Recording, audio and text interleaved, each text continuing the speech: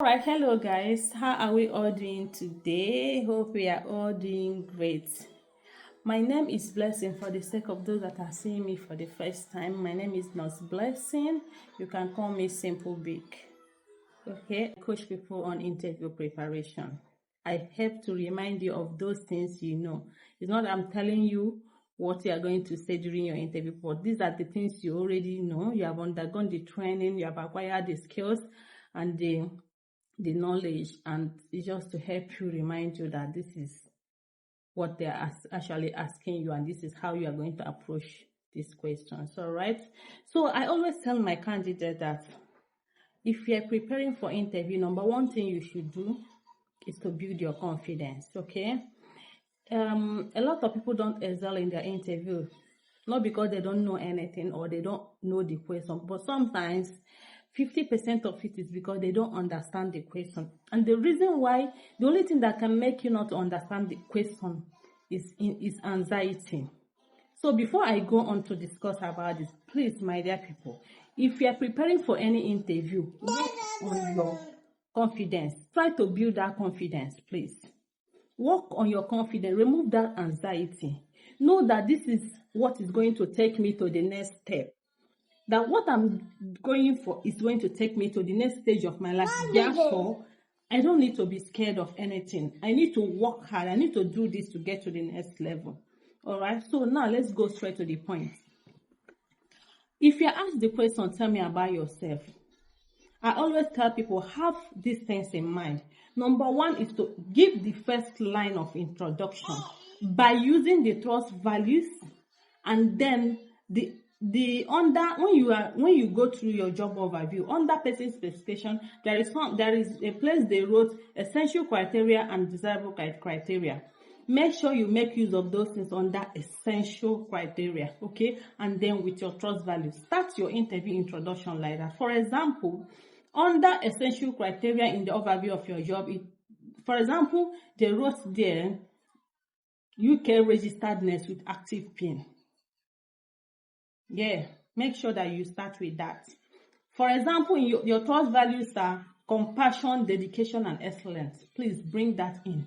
These are what the employers are looking forward to hear from you. All right? Because it's assumed that you have read the overview of this job, you have seen those things, those essential criteria, and you think you met those criteria. That's why you apply for the job. Now they want to hear from the horse's mouth. So it's a great opportunity for you to sell yourself. Tell them the reason why you think you are the best candidate for that job. Okay, and how will you stand that? Is by mentioning those things in that essential criteria. So for example, you start it this way: I am a dedicated and compassionate UK registered nurse currently holding an active PIN. I have more than 5 years of acute clinical experience. Okay, acute clinical experience. When we are talking about acute clinical experience in hospital, most NHS job will want somebody who has experience in hospital setting. Okay, so bring it also. Some of them will put it in their essential criteria. If it's there, try to bring it in. Okay, so after this, you go ahead. After that particular introduction, the next thing you bring in is your educational background. Okay, my nursing background spans from Nigeria, started from Nigeria, where I obtained diploma in nursing. Okay, after that, mention whatever qualification. After that, I practiced for 5 years. Due to my commitment to continuous learning, I went ahead to mention if you have any other qualification like BSc. Due to my commitment to continuous learning, I went for that to undergo BSc in nursing. Okay, which I graduated with first class, second class, upper, whichever. Just summarize it. After that, you state the next, after your educational background, the next is your employment. I've worked in different acute care settings. Mention those settings you have worked in. Is it theater? Is it A&E? Is it maternity? Whichever area. And I always tell people, make sure that your job you have applied, that your work experiences are related to that area. For an interview and then being successful in your interview. Okay, so now go ahead to state those your work experiences. This is after your education. The next thing is your work experiences. No, after mentioning your work experiences, the next thing that will come in is your skills. Okay? I work in different care settings like A&E, this where I have developed, mention those where I have developed strong skills in patient management from admission to discharge, including in assessment, planning, implementation, evaluation. I mean, what is nothing without our empire? Do you understand? Go ahead to state other skills. Ability to remain calm under pressure, clinical judgment, critical thinking skill, clinical judgment skill, your time management skill, your effective communication skill using the SBAR tool. Mention these are the things that will make you to stand out from others. Another person might come in and say effective communication skill, but you went further to mention SBAR. List those SBAR. Move ahead. All right. Mention other skills you have acquired. After mentioning your skill, the next thing you should talk about is your trainings. Talk about those relevant trainings.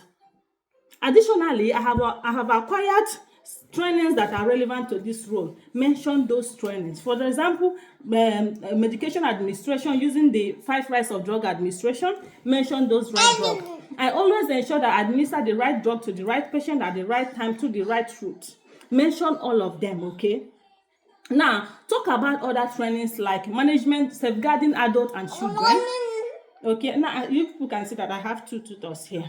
All right, so please ignore the noise, focus on what I have to tell you. So now, talk about important trainings. Make sure that whatever you are saying is in relation to the overview of your job, because you must have read your overview of your job. Relate those things, okay? Talk about trainings on safeguarding adults and children. Talk about trainings on drug administration. Talk about trainings on CPR, both basic and advanced life support. Talk about management of emergencies. Okay? Talk about those trainings. Catheterization, IV therapy, cannulation training. There are many important trainings you can mention. Triage and all the rest of them, okay? Mention that. And immediately after your trainings, you can now think about, look through the job. If there are any other relevant things you can bring in, like I am open to learn. I ensure that I'm open to learn anything at all. That, or I'm a fast learner. I am an open learner. All those ones, I am willing to undergo the trust preceptorship and mentorship training. These are the place you bring the other. Why you want to work for the trust? The main number one reason is because the trust values aligns perfectly with my personal and professional values. Here you have the opportunity to bring in the NMC code and conduct. That NMC professional values, 4 of them, bring it in here. It will add to your mark. Mention it, upholding professionalism and trust, all those ones, bring it in here. All right, so now, the next thing you want to work is, because I want to work with high-skilled personnel that prioritize patient intervention. So I want to be part of that team that delivers life-saving intervention to the patient. All right. You want to be part of that team that deliver life-saving intervention to the patient. Okay. So now, after that, think about, you need to read about the trust. You can't just go for an interview without, there must be something peculiar about this trust. There are some trusts that you will read about them. These trusts, they promote employee welfare, like sponsoring continuous education. Some of them may be one of the first research hospital in the UK. There must be something. In fact, it drives them crazy when they hear that particular thing that is peculiar to them. There was an interview I attended. When I mentioned this one thing that is peculiar to that trust, one of the examiners said she got it. She dropped her pen and stood up. She said, you are very good. You really research about that will tell them that you research about their hospital, and you are very, very interested. That is what got you fascinated about their trust, and that's why you apply. You have come to them. Okay, so now after that, the next thing is for you to conclude it.